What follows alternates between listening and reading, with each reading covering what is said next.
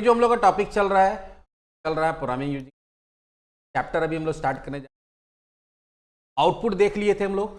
Normal output कैसे output देता है, आउटपुट देने का या पुट्स का या पुटेस का।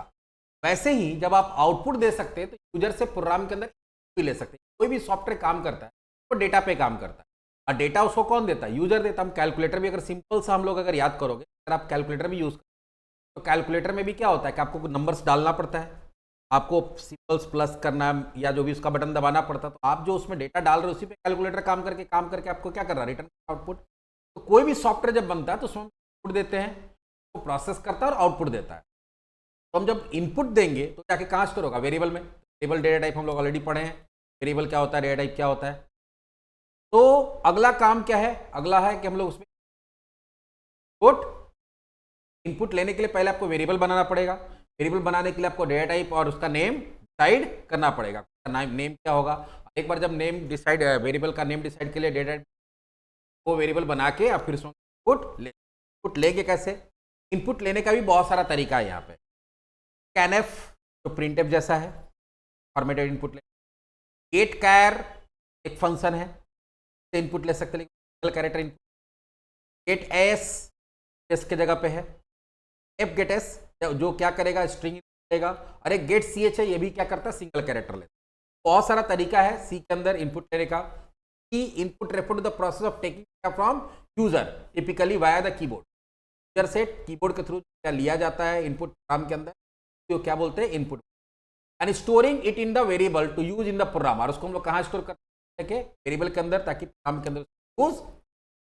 The C standard library provides several methods for accepting user input। तो जिसके पास C के लाइब्रेरी, इसका बहुत सारा फंक्शन प्रोवाइड करता है जिससे कि इनपुट ले सकते हैं। एफ है, एफ गेट एस है, गेट सी एच। सबसे पहला फंक्शन कौन है? Scan F. The scan F function use in C to take input from the user. लेने के लिए यूज करते हैं इसका। It's the part of stdio.h library. अगर आपको ये करना है stdio.h यूज करना पड़ेगा, इंक्लूड। अब ये काम कैसे करता है? तो बहुत इजी है। स्कैनएफ यहाँ पे देना पड़ता है फॉर्मेट स्पेसिफायर। तो याद होगा हम लोग फॉर्मेट स्पेसिफायर प्रिंट है तो परसेंट देना पड़ेगा, कैरेक्टर है तो देना पड़ेगा, फ्लोट है तो एफ देना पड़ेगा। यहाँ पे भी क्या होता है कि आप जो इनपुट ले रहे हैं वो किस टाइप के वेरिएबल के लिए इनपुट ले रहे हैं। इंटीजर को डबल कोट्स में %d वगैरह देना पड़ेगा, फिर कॉमा, फिर डेटा जो आएगा वो कहाँ आएगा? वेरिएबल में आएगा, तो वेरिएबल का नाम देना होगा। लेकिन वेरिएबल के नाम के आगे एक एम्परसेंड लगाना होता है, जिसको एड्रेस ऑपरेटर बोलते हैं। क्या बोलते हैं? क्योंकि ये स्कैनएफ को हमको बताना पड़ेगा कि जो डेटा आ रहा है उसको कहाँ जाके स्टोर करना, उसका एड्रेस बताना पड़ेगा मेमोरी में। कोई भी वेरिएबल के आगे पॉइंटर जब पढ़ेंगे तो बताएंगे इसको डिटेल में। कोई वेरिएबल के आगे एम्परसेंड लगा देते तो उसका एड्रेस देता, तो स्कैनएफ को पता चल जाएगा कि हमको जो स्टोर करना उसका एड्रेस कहाँ है, और वहां जाकर डेटा करेगा, स्टोर कर देगा। फिलहाल अगर टेक्स्ट वाइज याद रखोगे तो फॉर्मेट डिस्क्रिप्टर, फिर एंड के साथ क्या देना होता है, वेरिएबल का नाम। तो चलिए करके देखते हैं।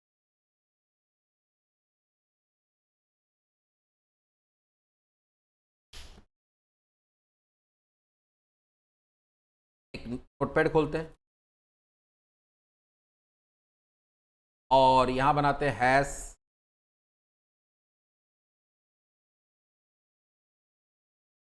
Dot H.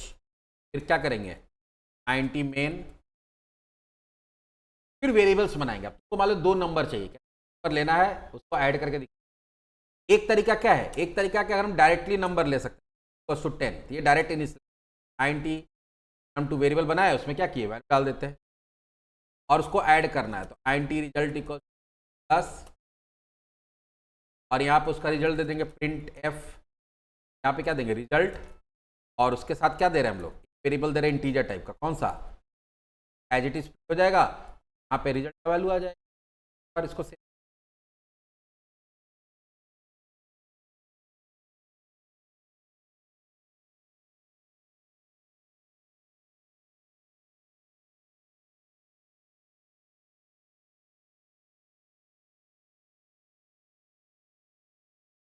Dot command prompt में जाएंगे, बताए थे,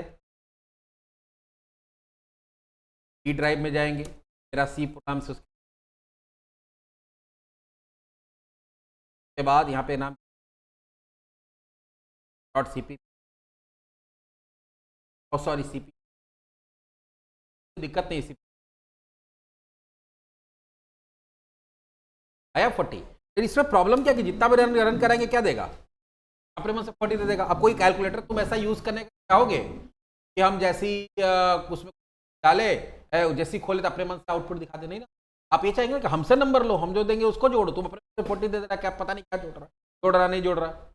तो उसी के लिए यहाँ पे हम लोग क्या करते हैं कि पहले आप क्या करेगा, वेरिएबल डिक्लेयर कर, चलो आईएनटी नंबर तो वेरिएबल डिक्लेयर करना, तो कॉमा करके भी ए टाइप का है तो कॉमा कॉमा करके रिजल्ट भी कर सकते हैं, नो वेरिएबल डिक्लेयर कर। अब इनपुट लेना है, लेने के लिए क्या बताए थे, स्कैनएफ। स्कैनएफ अब इनपुट लेना है किसमें, num1 में। num1 क्या है, इंटीजर टाइप का है, तो इंटीजर के लिए फॉर्मेट डिस्क्रिप्टर क्या होता है, %d। फिर यहां एंड देना होगा और यहां वो वेरिएबल का नाम दे दी। दूसरा भी तो इनपुट लेना है, वो भी तो इंटीजर टाइप का ही है, क्या देंगे n%। और क्योंकि रिजल्ट अब यहां बन गया तो दोबारा यहां बनाने की जरूरत नहीं है, यहां क्या डालेंगे, result equals to num1 plus num2।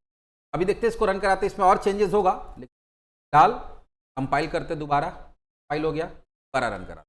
अब यहां देखो कर्सर ब्लिंक कर रहा है, ये इनपुट के लिए रुका हुआ, किसके रुका हुआ है।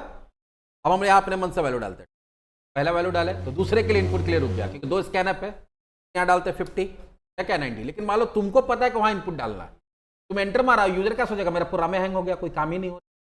इसीलिए कभी भी जब इनपुट देते हैं तो इनपुट के पहले यूजर को प्रॉम्प्ट करना पड़ता है, एक मैसेज दे। यहाँ पे क्या दे सकते हैं, इंटर फर्स्ट नंबर। तभी भी इनपुट लो तो क्या इनपुट ले रहे हैं, स्कैनर के पहले वो मैसेज देना पड़ता है, यहाँ पे आपको क्या डालना। तो यहाँ पे print F inter second number. अब ये देखो प्रोग्राम क्या होगा, यूजर फ्रेंडली होगा। हर इनपुट से पहले एक मैसेज आपको देना चाहिए कि क्या आपको वहां पे डालना है, नंबर है तो नंबर, एज है तो एज, जेंडर है तो जेंडर, जो भी चीज है, मार्क्स है तो मार्क्स, जो भी चीज डालना है वहां पे आपको बताना पड़ेगा। ये देखते हैं, अब आया इंटर फर्स्ट नंबर, ये 100 क्या दिया, 20 आ गया, आया कर दिए 10 40।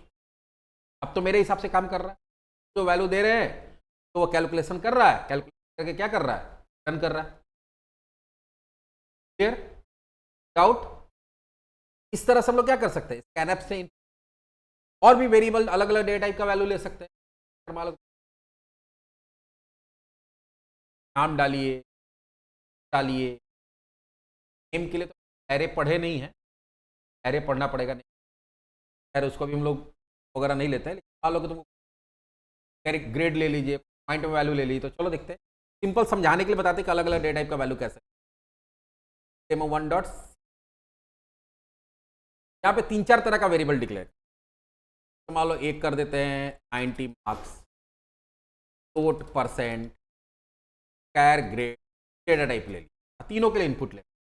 पहले क्या होगा, मैसेज देंगे print F inter marks. Marks जो इनपुट लेंगे कौन से वेरिएबल लेंगे, मार्क्स के अंदर लेंगे। यहाँ पे क्या लिखेंगे, स्कैनएफ, वो मार्क्स किस डेटा टाइप का है, %d, और यहाँ पे %, क्या हो जाएगा, मार्क्स। प्रिंट एफ %, मेरा फ्लोट टाइप का है, स्कैनएफ यहाँ पे क्या हो जाएगा, %f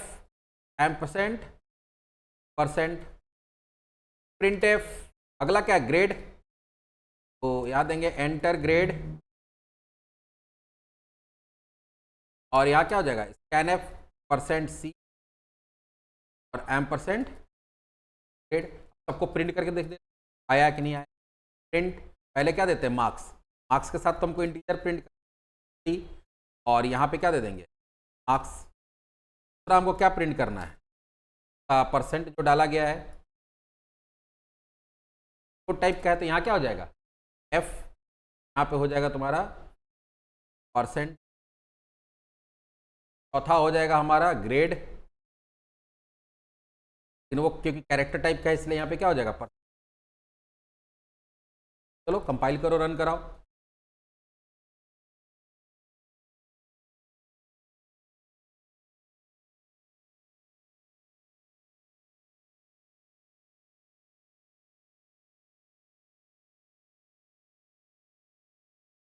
एफ की जगह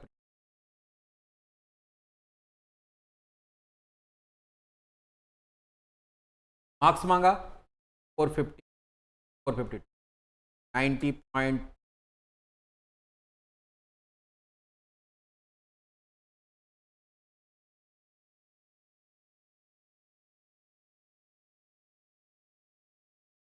यहां पे देखो प्रॉब्लम होता है, कैरेक्टर एक ही कैरेक्टर लेता है, कितना लेता है, एक ही कैरेक्टर। अब जब हम लोग परसेंट डाले और एंटर डाले तो एंटर भी एक कैरेक्टर होता है, एंटर को भी क्या मानता है, वो एक कैरेक्टर मानता है। वो पहले कीबोर्ड से जाता है बफर के अंदर, थोड़ा इंटरनल चीज बता, बफर मतलब रैम के अंदर, फिर वहां से फिर वेरिएबल में ट्रांसफर होता है। स्कैनअप जो जाता है वो बफर से उठाता है, कहां, बफर से, वो नंबर को उठा लेता है, एंटर छोड़ दिया वहीं पे। अभी भी जब इनपुट होता है, जैसे स्कैनअप लिखे, स्कैनअप पहले जाता है बफर में, बफर खाली रहता तब वो भेजता है कि रिक्वेस्ट किसके पास, कीबोर्ड के पास। तो पहला बार मान लो गया तो कुछ भी नहीं था बफर में, मार्क्स के लिए पास चला गया, तो वहां से क्या आया, मार्क्स और एंटर, तुम एंटर भी तो मारते हो, तो क्योंकि वो तो एंटर उठाएगा नहीं, परसेंट डी इंटीजर में तो एंटर जाएगा नहीं, तो मार्क्स उठा के एंटर छोड़ दिया। फिर यहाँ आया परसेंट, ये गया तो ये देखा भैया वहां एंटर है, एंटर तो हमको चाहिए नहीं, पर मैं एंटर स्टोर नहीं, तो बोला कि नहीं ये फालतू चीज हटाओ, इसको नहीं स्टोर कर, मांग के लिए, क्या मांग के लिए है, ये भी लाया, तो ये क्या किया, अपना परसेंट उठा लिया, एंटर वहीं छोड़ दिया। जब कैरेक्टर गया तो कैरेक्टर में एंटर हो सकता है, क्या तो वहां पहले से रखा होता है, ये क्या किया, उस लेके चला आया। इसके लिए एक उपाय होता है कि या तो तुम कैरेक्टर को पहले ले लो, या फिर बफर को क्या करना पड़ता है, प्लस करना पड़ता है, प्लस हर इनपुट बफर को क्या करता है, प्लस करना पड़ता है, और उसके लिए फंक्शन होता है जो आगे हम बताएंगे। फिलहाल अभी हम क्या करते हैं, ग्रेड को पहले ले लेते, और वो जो बफर वाला मामला है, वो जब बफर वाला चीज बताएंगे तो उस समय बताएंगे कि प्लस किया जाता है।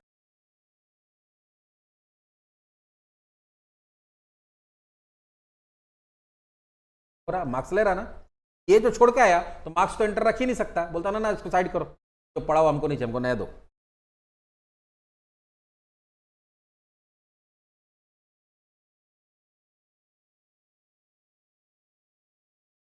आया, अभी देखो सब एक लाइन में आ रहा है, क्यों, यहाँ पे हम लोग क्या किए, स्लैश एन नहीं दिए, सब में क्या करते हैं, स्लैश एन, प्रिंट करने के बाद, प्रिंट होने से पहले क्या करेगा, टिक कर देगा।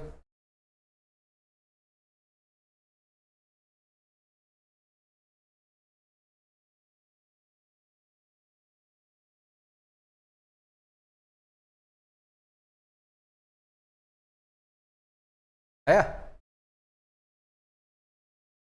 वह लमसम वही आ रहा है, इस तरह से अलग अलग डेटा टाइप का हम लोग इनपुट, जैसा फॉरवर्ड डिस्क्रिप्ट, और हमको कोई माने मतलब नहीं है, सब समझ, और स्कैनअप से अलग अलग डेटा टाइप का वैल्यू कैसे इनपुट, फॉर्मेट डिस्क्रिप्ट बताए ही है, यहाँ तो परसेंट है, तो एफ डबल है, तो एफ करेक्ट। अगला है गेट कैर, गेट कैर भी stdio.h, और ये सिंगल कैरेक्टर रीड करने के लिए, सिंगल कैरेक्टर रीड करना तो स्कैनअप के अंदर परसेंट, नहीं तो आपको करना क्या पड़ता है, गेट सी नाम का यूज। यहां देखो क्या है, गेट कैर function is used to read a single character from the standard input. गेट कैर कुछ भी पैरामीटर नहीं लेता, इसलिए वॉइड है, it does not take any argument, कुछ, it return the ASCII value of character. ये क्या करता है, कैरेक्टर रिटर्न नहीं करता, उसका ASCII कोड रिटर्न करता है। कैरेक्टर वेरिएबल में डालेंगे, वो ASCII वैल्यू ऑटोमेटिक डालेंगे तो रिटर्न करेगा, जब कैर में स्टोर होगा तो अपने आप क्या हो जाएगा, ये हो जाएगा। चलिए, इसका वैल्यू ये जो रिटर्न करता है उसको हम आईएनटी में भी स्टोर कर सकते हैं, कैरेक्टर में भी, आईएनटी में स्टोर करेंगे उसका ASCII वैल्यू स्टोर होगा, और कैरेक्टर में स्टोर होगा, कैरेक्टर स्टोर करके फटाफट देख लेते हैं।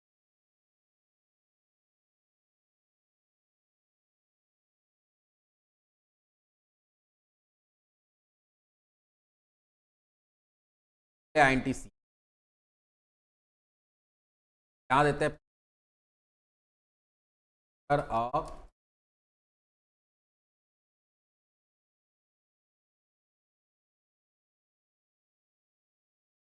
H1 इक्वल्स टू गेट कैर,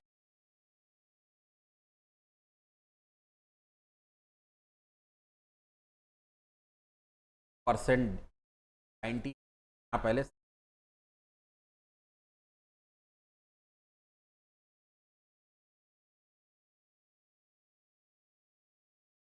ये तो आ रहा है, ASCII कोड तो आ रहा है सही, देंगे तो क्या आएगा, ये इंटीजर था, इंटीजर को अगर हम लोग अभी फिलहाल कैर करते हैं, कैर परसेंट कैर देंगे तो क्या होगा, अब वो लेटर आएगा, वहां बताया हुआ था, ये तो ई आ रहा है। अब हम लोग एक और वेरिएबल इनपुट लेने के बाद हम लोग प्लस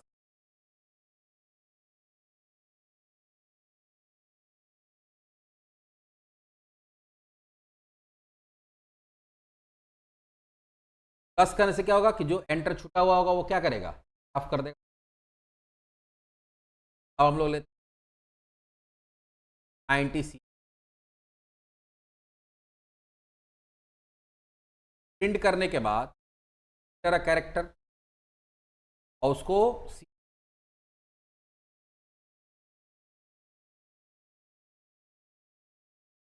क्या देंगे,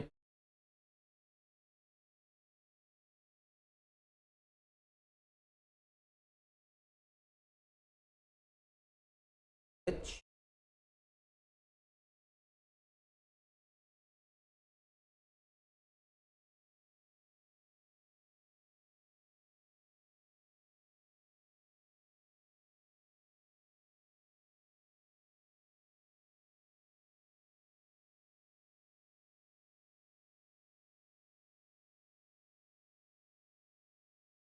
अगर वैसे नहीं हो रहा तो एक काम और कर सकते, कैरेट डाल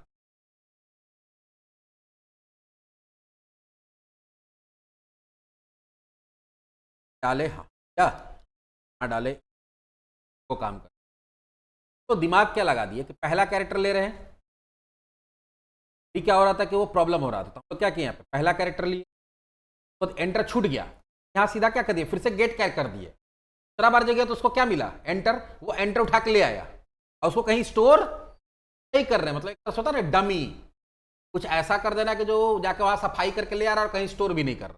तो हम लोग क्या कह रहे हैं कि एक बार डेटा निकाल लिए और दूसरा बार गेट करके दोबारा भेज दिए कि जाओ लेके आओ, तो वहां गया तो उसको क्या मिल गया, एंटर, एंटर को उठा के ले आया कहीं स्टोर। जब दूसरा बार गेट कर गया तो वहां पे क्या हुआ, कुछ भी नहीं मिला, दूसरा बार में देखो आ गया, तो फिर से आके दिखाते। अब ये प्रॉब्लम सॉल्व, तब जब भी हम लोग को कैरेक्टर लेना होगा तो उसका खैर बफर को साफ कर सकते।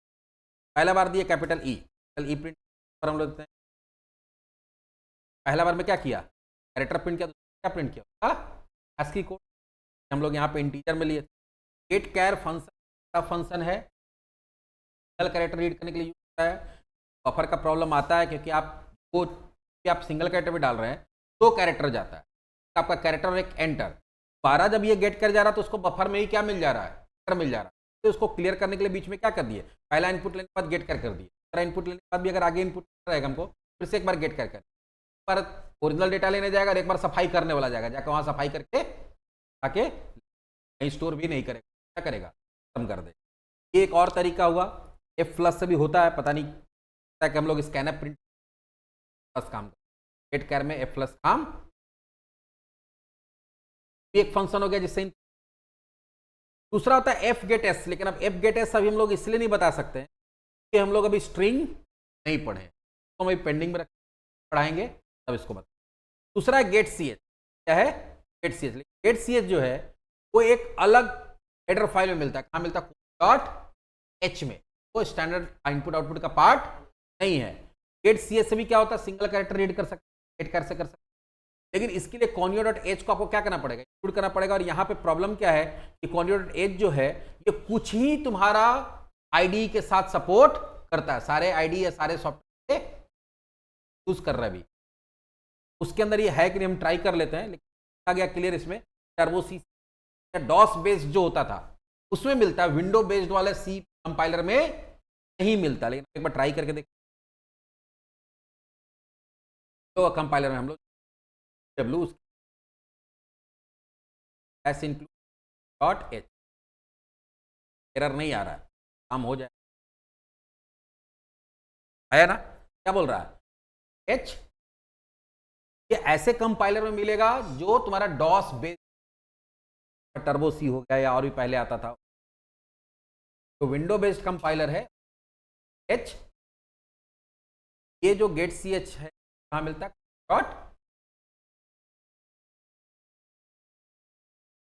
कर नहीं पाएंगे। टर्बो सी हमारा जो है नाम क्या हो गया, architecture current operating H. Input लेने का अलग अलग तरीका हम, पहला क्या है हमारा स्कैनएफ, ज़्यादातर वही करना पड़ता है। तो ऑल्टरनेटिव पे गेट सी एच, गेट कैर यूज करना, यहाँ पे गेट का काम क्या है। कहा बात तुम्हारा एफ गेट एस का, तो वो सब काम करेगा। पढ़ेंगे तो पढ़ेंगे तब उसका हम एग्जाम्पल आप लोग को बता पाएंगे कि हम लोग कर लेंगे क्या जा सकता है। F% वाला जो है ये क्या है, अल्टरनेटिव।